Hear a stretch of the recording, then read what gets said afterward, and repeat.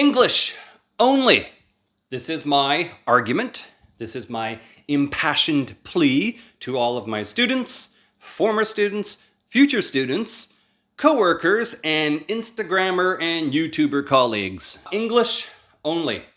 If you're teaching English or any language, you want to only use that language. If you're teaching French, français seulement. If you're teaching Japanese, nihongo dake. This is called immersion. Only using that language to explain the meaning of vocab or grammar, to give examples, or show images or videos to actually demonstrate the language that you're trying to introduce. And there's a reason why this is so important. First of all, immersion is actually faster. For several reasons. If you translate it, you could be wrong or inaccurate, and you might have to rewrite it and translate all over again. And that takes time. You're actually writing double the amount of content. You might write out in an Instagram panel or on the whiteboard. If you're teaching at a school, you write out the English phrase. Then you're writing the translation underneath it. That takes time. You're kind of wasting a student's time and your time if you're writing double the amount of content. Translation is just information. Information is not the same as learning. Let's use an example or an analogy. Translation is like a Google search. If you want to find out the capital city of Botswana, that's a country in somewhere, I don't know, let's Google it. I don't know. If you want to know the capital city, you just Google it and then you'll find out. But that's information. You didn't learn what the capital city of that country is. You're going to forget that information in a day. Definitely by a year's time, you'll forget that information. That's not learning. That's just information. And that's what translation does. Temporary information that a student, or maybe even the teacher, will forget about and not be able to recall. It's actually much more powerful to help a student discover the meaning. Now, there could be two different ways to do this. A teacher can just simply explain it.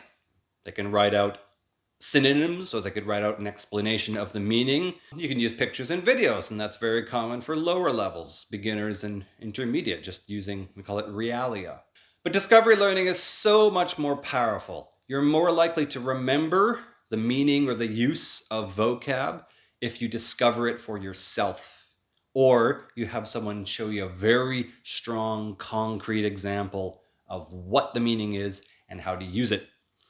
So here's another example. When I was teaching, back in the day when I was in the classroom and not all over the internets like now, at the very beginning of class, we used to start with reading. Maybe it was 2 pages, 2 whole pages of a textbook to read filled with vocab. Did we start by reading? No, we started with vocab. And I didn't say anything. I didn't say a damn word. I wrote a student's name on the board, and I wrote the numbers 1, 2, 3, 4, and I wrote 4 words that I had found in the reading passage. What was the student's job?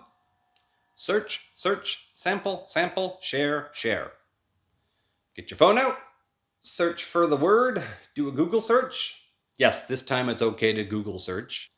Write out the definition into their notebook, make a sample sentence, possibly experiment with making a sample sentence, or just copy one that they had on Google, which they always have a sample sentence. And then share that definition and sentence with their classmate or classmates.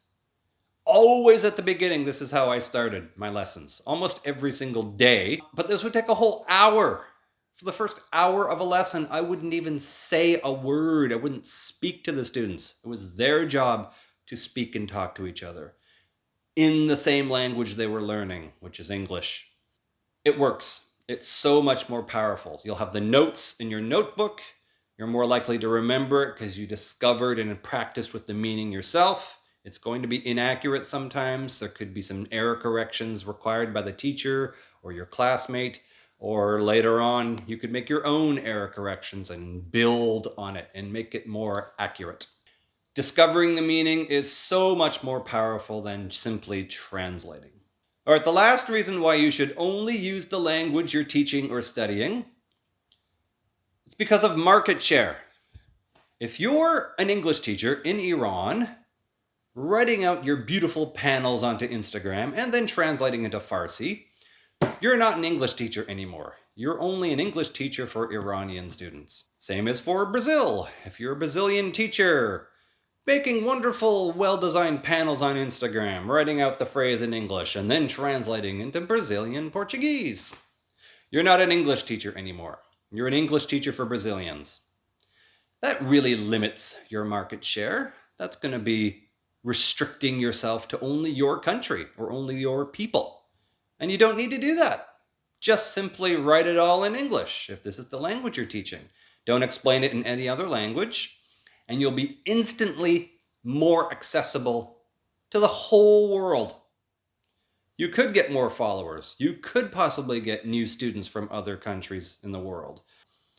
It opens up a whole new world of possibilities simply by sticking to the language that you're teaching or studying. It's faster, more effective, more powerful, and ultimately more lucrative.